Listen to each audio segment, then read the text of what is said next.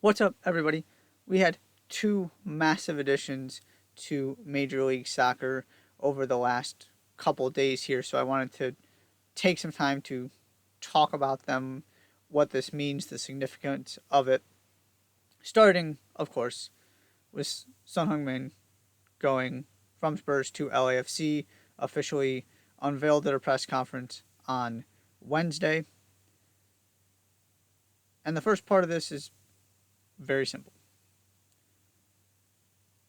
There are, I would argue, three players who are true global superstars, global icons, where you have people who travel around the world to see them play. One, of course, is Messi. Of course, Ronaldo falls into that category. And the third is Son. To me, those are the three. Culturally, from a world recognition popularity standpoint, they stand above everybody else. You think about some of the other names you might throw in there, an Mbappe, a Vinicius. They've had ups and downs and tension with their countries for a variety of different reasons. Right? It just doesn't feel like there's the same collective unifying support and energy behind them. Those are just two examples. But I absolutely put Son in that Messi and Ronaldo category when you're talking about a branding marketability standpoint. All three of those players have now left Europe. Two of them play in Major League Soccer. That matters, and that needs to be recognized as part of this conversation. Because, of course, there's also the LA specific angle where Son is going to fit perfectly. There is a reason he chose Los Angeles, geographically, culturally, socially. He's got an incredible support from the Korean American community. It just makes all the sense in the world. So it's a home run already for LAFC. The interesting part is that I don't think anybody can have a good answer to right now is what this is actually going to look like on the field. And I say that for a couple of reasons. Number one, it looked last season like the legs might be going. Now the question becomes, how much does that matter when you're going up against MLS defenders rather than Premier League ones? I will bet on Heung-Min Son to be a very, very, very good player for LAFC. He clearly cares. He is top professional. He goes about his business the right way. I don't see him as one of these guys who's coming in here just to have some fun and to make some money. He just cares too much about giving the best account of himself, about helping his team win. Right? Nobody is ever going to sit here and say that Sonny doesn't care about having collective team success. And so I also think it's a home run for MLS and LAFC in that sense too. That of all the big names that have come, he might be at the top of my list of people that I have the fewest concerns about actually putting in the time and effort and wanting to be great in this league. So I do think he is going to perform well. I'm not super concerned about, clearly he is in decline. He was not the same player last season. I'm not super concerned about that. My bigger concern at the moment is the fact that LAFC's two best and probably two most important players play the same position. And they have a manager who really doesn't go away from that front three. It might take different variations, whether you're playing a back five, a back four, some tweaks here and there, but generally speaking, it's a front three. So I am fascinated to see what this looks like. Is Son going to play as a 9? Are he and Bouanga going to kind of be given free reign as dual 10s with some kind of interchangeable front 3? Where they're going to pop up all over the place? Is this a precursor to selling Bouanga in the winter? And then you have the other part of this, which is that Shrundle's leaving at the end of this season. Obviously, you're investing long-term in Son. So now you're also looking for another manager who now is going to build this team around him, especially if Bouanga leaves, which I find that hard to believe considering how long they've held on to him when he has reportedly wanted to leave in the past and they've just said no. So I'm just curious to see what this is going to look like. The final part of this is from a tactical standpoint, at least for now with Cherundolo. He is the antithesis to Olivier Giroud. I brought this up when Giroud came, that it was going to be one of two things. Either he was going to be the missing piece that was going to make this team a much, much more dangerous threat come playoffs because they wouldn't be so reliant on the counterattack and they could score multiple ways and be multidimensional because obviously Giroud, not a counterattacking threat, he was going to give them the ability to hold the ball up, or he wasn't going to work because they play exclusively on the counter and that's not what he does. And it was the latter. This stylistically is very similar to what Son has done for most of his Spurs career, what he kind of came into under Pochettino. He obviously has made his name with the pace, the transition, the finishing, all of the things that also have made Denis Bouanga such a good fit for this team and so successful. That's the other part of this that I like from a fit standpoint, is that as long as he's still got enough in the legs, enough in the tank, this should work much, much better than Giroud. But then the question becomes next season, if they, let's just say, for example, Ange comes in next season. Ange is not doing this counter-attacking, passive stuff that Steve Cherundolo is doing. So what does it look like then? Overall, I do think this is going to work, and it is absolutely worth a shot. And I think when you have a player leaving Europe, basically because he wasn't going to get enough playing time, there are just questions about what that's going to look like. Sometimes it works, sometimes it doesn't. I do ultimately feel, though, like, of all of the big names who have come over, his probability of success is on the higher end.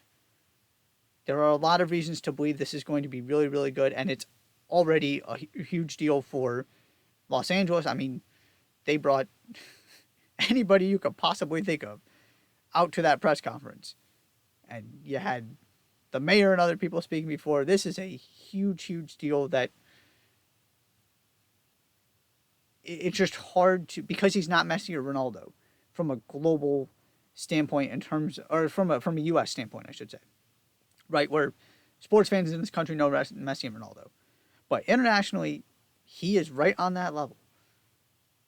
And now you have two of the three biggest global icons in this sport playing in Major League Soccer, and that is pretty cool. And I think the second one here in Heung-Min is going to be really, really good, just like Messi has been. The second big addition. Thomas Muller is playing for the Vancouver Whitecaps. And I absolutely love this, just for what it represents, whether it works or not. Because there might be one player in the world, in this generation, on Thomas Muller's level, who would actually be willing to go play for the Vancouver Whitecaps. And that is Thomas Muller. Right? He is the atypical star. He's just wired differently in what I think is a really cool way. Kevin De Bruyne, Son, Messi, Antoine Griezmann, when/if he comes to Major League Soccer, all these guys, they're not playing in. There are 3-4 markets maybe that they'll play in. Miami, maybe New York, LA, obviously. De Bruyne was flirting with Chicago, but even then, it was it's not that big of a deal because when it gets cold, I'll just go back to Europe because I don't have to, play in the winter or the January, February timeframe. But even the Fire have sometimes been a hard sell. And that's Chicago.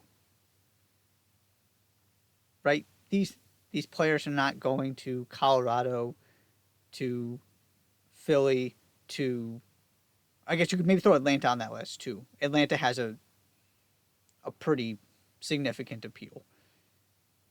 Orlando maybe to a certain degree. They're not going to Houston, they're not going to Dallas. And these are massive cities, right? This isn't a city size thing. Vancouver's a huge city. An internationally important city. It's just not Los Angeles, New York, Miami, Chicago. And it's cold, right? A lot of this has to do with warm weather. Thomas Muller doesn't care about any of that. And on the field, this is a very, very good Whitecaps team. They're having, obviously, an excellent season. They're being led by Sebastian Berhalter and Brian White. Having a guy who's, I think it was 150 Bundesliga goals he scored, that probably helps from a firepower, star power standpoint, right? You feel like there is a ceiling, and it got exposed to a certain degree in the Champions Cup final. There's a ceiling on this team the way it's presently constructed. Thomas Muller raises that ceiling. And Thomas Muller is a low-maintenance serial winner who is going to teach this team that is trying to learn how to win and how to get to that next level and how to maintain success, how to do that. That's all Thomas Muller knows how to do is win. So he's a perfect fit for where this Vancouver team is. Just big picture. On the field, and the other part of that I wanted to mention about kind of his fit in Vancouver, right? There's nothing flashy about what Thomas Muller does. Absolutely nothing. He's a great player. This is not a criticism in any way, shape, or form. But he's not dazzling anybody. He's not necessarily going to go score 20, 25 goals. He's not really a number 9. He's not really a midfielder either. So when you're the Whitecaps, what can you do? You put him in between your big-time goal scorer and your creative midfielder. And hopefully midfielders with Ryan Gauld. Right? You have some creativity behind him. You have a proven number 9 in front of him. So you let Thomas Muller do exactly what he did at Bayern Munich so well, which is to float, roam, find the game, make things happen, make people around him better at that kind of false 9, 9.5 position, whatever you want to call it. He doesn't have to be any specific thing. He can just be the best version of himself. That's the other reason I love this for this team. Is it enough to get him to MLS Cup, to win MLS Cup? I'm not sure. I'm not convinced that it is. Does it make him the favorites in the West? Maybe. I am now willing to have that conversation. I also want to see what LAFC looks like with Bouanga and Son both on the field. Because if you ask me right now if I had to pick somebody, I would probably pick LAFC. But I do think these last, 10 or so games is going to be very telling for all of these teams in terms of what does this look like with Muller? What does this look like with Son? Can San Diego keep going? And I also just believe that the winner of MLS Cup is going to come from the Eastern Conference because that's where the Supporters' Shield is probably going to be. Those are where the best teams in the league are. So that's the other reason for these Western Conference teams to make these moves now. These two signings, in addition to just being needle movers and getting international recognition, could be the difference between you losing in the second round and you getting to MLS Cup. Because the West is so tight and the teams at the top have not proven that they know how to actually handle the postseason pressure and expectations, right? You saw it with Montreal a couple seasons ago. You saw it with St. Louis City. Oftentimes when these teams who aren't supposed to be there end up, this happened to the Colorado Rapids a few years back, these teams who aren't supposed to be there, who aren't used to being there, oftentimes come up short early in the playoffs and get upset. Maybe San Diego just doesn't know better and they find a way to do this because they've been so good this season. But if you are the Sounders, if you are LAFC, some of these battle-tested teams, you've got to feel like there's an opportunity here. And bringing in Son Heung-Min certainly helps with that. So just wanted to take a couple minutes for some thoughts Thomas Muller, Sonny, both in Major League Soccer. You always kind of thought about things like this happening, and this was what MLS was supposed to be one day. And here we are. These things are continuing to happen. You've got some of the biggest brands in the world, some of the most internationally recognized stars, not just Messi, but now you have two of the top three, in my opinion, playing in this league. Super excited to see what this all looks like the rest of the season and in seasons to come. Thank you for tuning in. As always, be sure to hit that subscribe button. I'll see you next time.